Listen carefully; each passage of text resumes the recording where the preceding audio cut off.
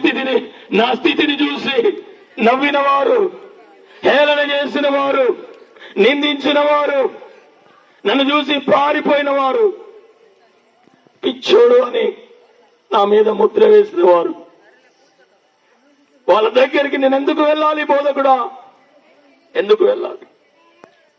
ఒకప్పుడు ఈ భయంకరమైన సమాధుల తోటలో ఉంటే నన్ను చూసి అందరూ కూడా పరిహాసం చేశారు. ఇక వీడి జీవితం ఇంతే, వీని బ్రతుకు ఇంతే, ఇక వీని జీవితంలో ఏది నెరవేర్చబడదు, వీని బ్రతుకు ఇంతే అని నేను వింటా ఉంటానే నా ఎదుటే నిలబడి ఎంతో మంది మాట్లాడారు. అలా మాటలు విన్నప్పుడు ఎంతో మాట్లాడాలనిపించింది. కానీ సాధారణుడు నన్ను పట్టి హింసిస్తా ఉన్నాడు, రాళ్లతో వాడు కొడుతా ఉన్నాడు, భయంకరమైన గాయాలు చేస్తా ఉన్నాడు. వాడు ఒక్కరు కూడా నా దగ్గరికి రాలేదు.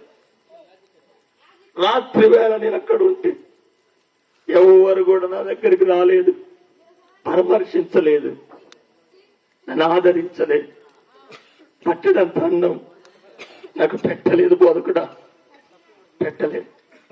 అలాంటి వాళ్ళ దగ్గరికి వెళ్ళాలా? అలాంటి వారితో ఉండాలా? అలాంటి వారి మధ్యలో జీవించాలా? చెప్పండి. మరలా వెళ్ళమంటావా? మరలా అలా జీవించమంటావా? మరలా వాళ్ళ మధ్యలో నేను ఉండాలా? చెప్పండి, చెప్పండి బోధకుడా, చెప్పండి. ఆ వ్యక్తి ఏడుస్తా ఉన్నాడు, ఏడుస్తా ఉన్నాడు. ప్రేమ కలిగినటువంటి యేసుక్రీస్తు ప్రభుల వారు అతన్ని లేపి గట్టిగా కౌగలించుకున్నాడు. గట్టిగా చప్పట్లు కొడదాం, గట్టిగా కొట్టాలి. గట్టిగా కౌగలించుకొని, బాధపడకు, యుగ సమాప్తి వరకు నేను నీతో కూడా ఉంటాను. Praise the Lord. ప్రతి స్థలములో నీ యొద్దకు వచ్చి నిన్ను ఆశీర్వదిస్తాను. Praise the Lord. ప్రతి స్థలము యందు నేను నీ యొద్ద ఉంటాను. భయపడకు. నిన్ను చూసి హేళన చేసిన వారే, నిన్ను చూసి అవమానించిన వారే, నిన్ను చూసి తృణీకరించిన వారి ఎదుట తల ఎత్తుకొని నిలబడు. హల్లెలూయా. సవాలుగా వారితో మాట్లాడు. సాతాను సామ్రాజ్యాన్ని గడగడలాడించు.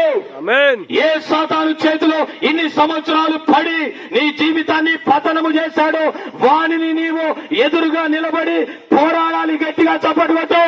హల్లెలూయా. వాడి చేతిలో నీవు కాదు, నీ చేతిలో వాడు ఉంటాడు. వెళ్ళు. ఆమేన్. ప్రియులారా, యేసుక్రీస్తు ప్రభుల వారు సామాన్యుడు కాదు. ఆయన ఒకసారి ఒక వ్యక్తికి గాని పరిచయం అయ్యాడనుకో, అతడు తన